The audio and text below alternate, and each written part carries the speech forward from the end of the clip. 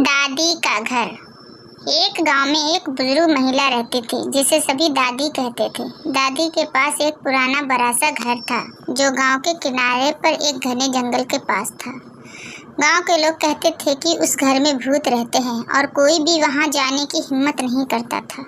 एक दिन गांव के कुछ शरारती बच्चे तय करते हैं कि वे उस घर में जाके देखेंगे कि वहां सच में भूत है या नहीं। शाम का समय था और सूरज डूबने के बाद वे चुपके से दादी के घर की ओर बढ़े। घर के दरवाजे पर पहुंचते ही उन्हें अजीब सी ठंडी हवा का झोंका महसूस हुआ, जिससे उसके रीढ़ की हड्डी में सनसनाहट दौड़ गई। बच्चों ने दरवाजा खोला और अंदर कदम रखा। घर के अंदर अंधेरा था और हर कोने से अजीब सी आवाजें आ रही थी। तभी अचानक एक कोने से हंसी की आवाज गूंजी जो बच्चों के कानों में गूंजने लगी। डर के मारे बच्चों के हाथ पैर ठंडे हो गए और वे बाहर भागने लगे। भागते भागते वे अचानक रुक गए क्योंकि सामने खड़ी थी वही बुजुर्ग दादी।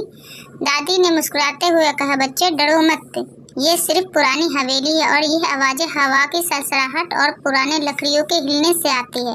मैं गांव के लोगों को बार बार समझाने की कोशिश की, लेकिन उन्होंने मेरे घर को भूतिया मान लिया।